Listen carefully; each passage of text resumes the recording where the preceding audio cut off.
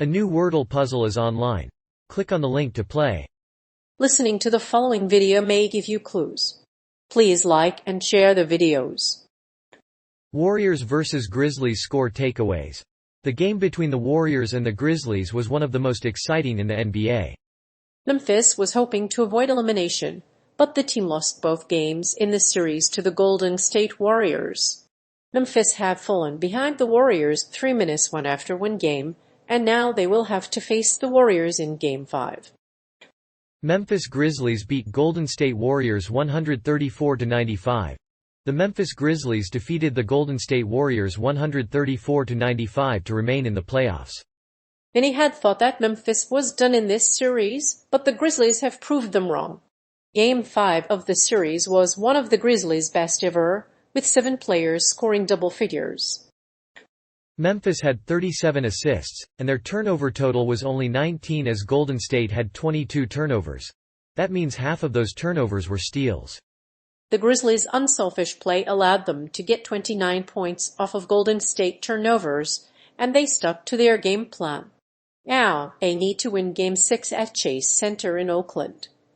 The Grizzlies won Game 5 by 55 points, despite the absence of star Ja Morant.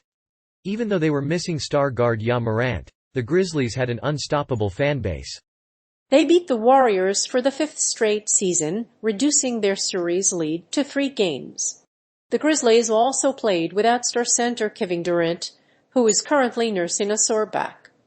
While the Warriors hold a 3-2 series lead, they are still far from being the best team in the league. The Warriors are 5-0 at home during the playoffs, but they've been plagued by constant turnover problems and wild swings in quality. They need to win Game 6 to advance. Otherwise, they'll have to face the Phoenix Suns or Milwaukee Bucks. Steph Curry said before Game 5 that his team's game plan was to whoop that trick and beat the Grizzlies. The song, by Memphis rapper Al Capone, featured in Terrence Howard's Hustle and Flow movie, has become the Grizzlies' anthem in late game moments. Grizzlies hit 18 more field goals than Warriors. Memphis Grizzlies, despite their lackluster first half, battled through to beat the Golden State Warriors 134-95 on Tuesday night. Jaren Jackson Jr., Desmond Bane, and Tyus Jones each scored 21 points for the Grizzlies, who forced a 6th game in the Western Conference semifinals. Grizzlies guard Steven Adams grabbed 12 rebounds to the Warriors' 8. And they out-rebounded the Warriors 22-5 on second-chance points. Memphis' defense was one of their best, with 7 players scoring in double figures.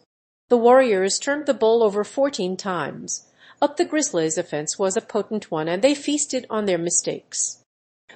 Grizzlies hit 6 of their first 8 three-point shots, and the Warriors had 14 turnovers.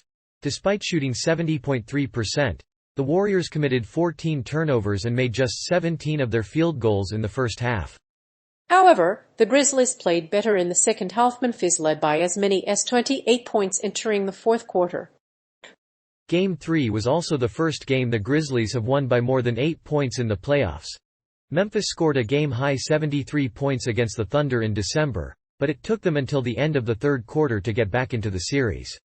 Memphis' defense was not as potent, hitting 18 more field goals than the Warriors did. The Grizzlies should have had a greater defensive cushion to start the series, but the Golden State 3-guard lineup is too strong to keep up with the Grizzlies.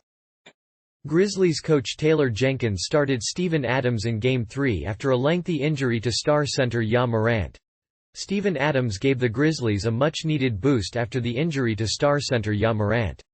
He finished with a double-double and looked capable of hanging on the court defensively. While the Warriors are favored on offense, they are out-rebounding the Grizzlies in the rebounding department. Grizzlies averaged 35.6% in the second half compared to 24.4% for the Warriors in the first round. The Warriors are shooting 53% from the field and 44% from 3. And while they had out-rebounded the Grizzlies by only 4 boards in the first half, they still trailed by 21 points at the half.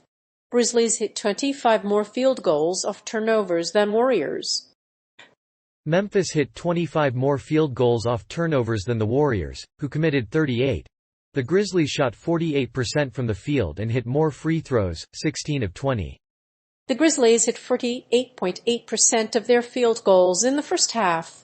Memphis also made 17 more free throws than the Warriors. The Grizzlies scored 77 points in the second half, led by Ja Morant's late bucket. The Warriors shot 39% and made only 16 of their field goals. The Warriors shot 44%, but made less than half of their field goals. Memphis was down 3-1 in the best-of-7 series, but they played with urgency and a newfound confidence. The Grizzlies were able to avoid elimination and force Game 6 in San Francisco. They could potentially draft Game 7 in Memphis if they win the series. Regardless, the Grizzlies' win over the Warriors will help the Grizzlies reach the NBA Finals for the first time since 2016. The Warriors' foul trouble was a huge concern, but their sloppy play wasn't enough to cost them the game. They were called for 5 fouls in the first half and didn't give the Grizzlies free buckets, which would have helped them. The Warriors' big men seemed to have spooked the team, as they shot just 50% from the field and nearly as many threes as two-pointers. The Grizzlies have a high rate of live ball turnovers. Their opponents prefer to have fewer live ball turnovers than Houston. The Grizzlies have the edge by causing more turnovers on the offensive end, where they can reset their defense. The Warriors' defense is more likely to commit more fouls in the paint and force the other team into half-court possession. Grizzlies hit 33 assists on 41 buckets. Tyus Jones has the highest assists-to-turnover ratio in the NBA. He led the Grizzlies with 9 assists in Game 5 and only 1 turnover. With those numbers, it's no wonder the Grizzlies remain in the playoff race. While Memphis may not be able to find a consistent scorer, they have been playing a deep roster all year. With a win over Boston, the Grizzlies will have a clear shot at advancing. The Grizzlies aren't giving up on their star guard. Despite a disappointing start in the first round last year, they've stayed alive with the help of a big man. McLemore averaged 7.5 points per game and was traded to Sacramento after one season. The team also signed Brooks, one of just 2 players to wear the No. 24. In his 3rd season with the team, he became a fan favorite and improved his defense. He signed a 3-year, $1 million contract with the team in February. Al Rose won the Rookie of the Year award this year. Mayo's tenure with the Grizzlies was one of the most memorable of his career. The Grizzlies were down 7 at halftime in Game 1, and they had lost the lead by 11 in the third quarter. Memphis was tied at the end of the third quarter in Game 2 before surrendering an 11-point lead to the Warriors. The Grizzlies' season ended up 20-5 when Ja Morant wasn't available. The Grizzlies had a strong advantage in the rebounding category. Memphis held a 46-25 rebounding edge and had 17 offensive boards compared to the Warriors' 3. They shot 50% from beyond the arc and were 24-0 in second-chance factors.